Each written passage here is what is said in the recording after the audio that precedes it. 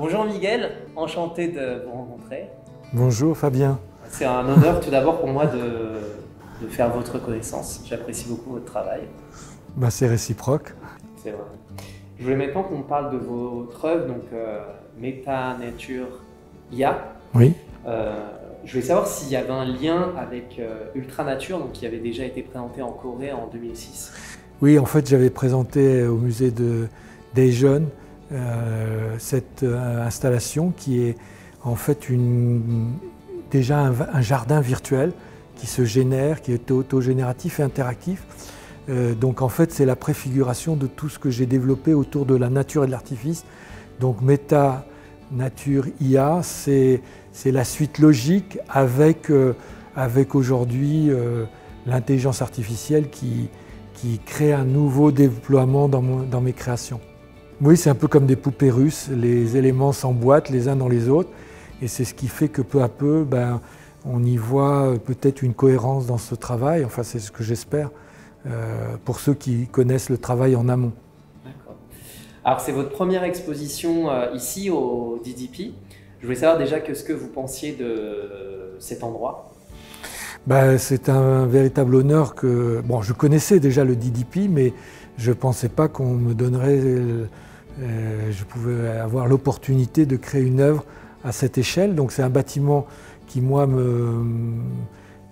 m'intéresse à plus d'un titre. D'abord, j'aime beaucoup, et j'avais déjà vu beaucoup de bâtiments de Zaha Hadid, même les premiers qu'elle a fait à Sapporo au début, quand peu de gens la connaissaient en 88. Et puis, je crois que ce qui fait la particularité de ce bâtiment, c'est que c'est un bâtiment très organique, mais qui a été entièrement dessiné grâce à des ordinateurs. Ce bâtiment aujourd'hui, je pense que les ordinateurs ont fait évoluer l'architecture, notamment cette architecture qu'elle a créée pour ici. D'accord. Donc vous avez pu visiter un petit peu l'intérieur? Alors j'ai visité l'intérieur, bien sûr, et puis j'ai travaillé ensuite sur la partie architecturale de l'extérieur, et c'est ça qui était le vrai challenge par rapport à l'échelle, par rapport à ces formes de courbes et de contre-courbes qui ont créé vraiment un véritable défi. Donc vous êtes l'artiste principal de cette exposition de l'automne 2023 de Seoul Light DDP. Je voulais savoir quelles étaient vos impressions, qu'est-ce que vous ressentez? Les impressions,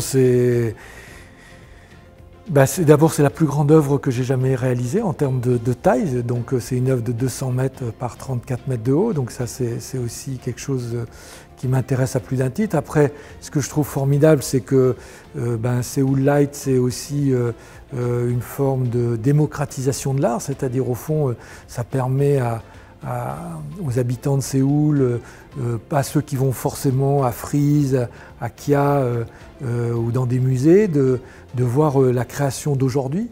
Et donc du coup, à la fois c'est un honneur, et après j'espère que cette œuvre sera de nature aussi à créer des émotions. Donc le point clé de cette exposition, c'est de montrer entre autres les 4 saisons, donc de printemps, l'été, l'automne et l'hiver. Alors je suis sûr que vous aimez toutes vos œuvres, mais est-ce qu'il y a une saison et une des œuvres que vous aimez particulièrement? Alors oui, j'ai travaillé bien sûr les saisons par rapport aussi à la thématique des couleurs. Alors bon, personnellement, je trouve que celle qui est la plus réussie, mais ça c'est à titre personnel, c'est plutôt l'été, parce qu'elle est dans un rapport d'épanouissement, de colorimétrie.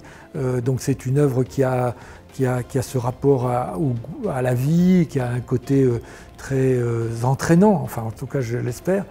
Et c'est ça, à mon avis, qui en fait la force parmi les autres qui sont aussi de qualité, mais la couleur est la plus forte sur la partie de l'été. D'accord. Donc, comme vous l'avez mentionné, cette exposition, ça a été vraiment un défi pour vous, puisque c'était vraiment sur une surface qui était quand même très grande.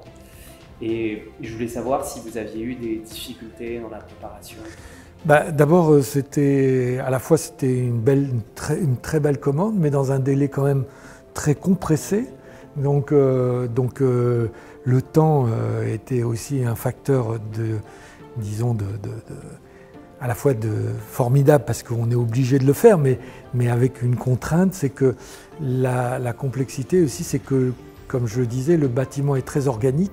Donc en fait, on n'est pas dans une façade plane et donc ça demande de créer des images qui sont déformées par rapport à la façade pour qu'ensuite, quand elles sont projetées, elles soient bien, elles se fondent dans la façade et qu'elles soient visibles et qu'elles ne soient pas complètement distordues alors que le bâtiment l'est totalement. Oui, la façade n'est pas lisse, il y a quand même des... Voilà, donc c'est ça qui fait que le projet en tant que tel est complexe. Mais bon voilà, je pense qu'il y a aussi une équipe ici sur place qui m'a permis de m'aider et puis aussi un collaborateur qui s'appelle Nicolas Godelet qui a joué aussi un rôle important pour que toute la technique, parce que même si je maîtrise toute la partie artistique, la partie technique fait partie de cette technicité pour que tout soit cohérent et fonctionne comme je l'espère ici. Ce que je trouve extraordinaire, c'est la diversité des... D'abord, bon, il y a des artères très rectilignes, et puis ce que je trouve intéressant, c'est qu'il y a des quartiers comme Insadong qui font du coup le côté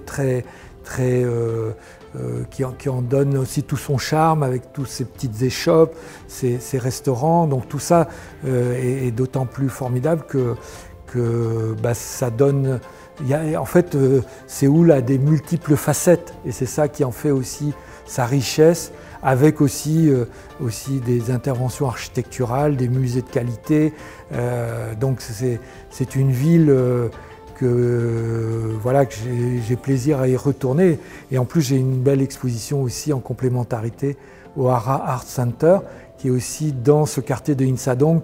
Donc tout ça n'est que pour parler que de manière positive de ce pays et de leur ouverture d'esprit et aussi de leur art, parce qu'il y a aussi le père des arts électroniques qui est Nam June-paik, qui a vraiment ouvert la voie sur ce domaine des arts électroniques, et finalement je suis un enfant de Nam June-paik.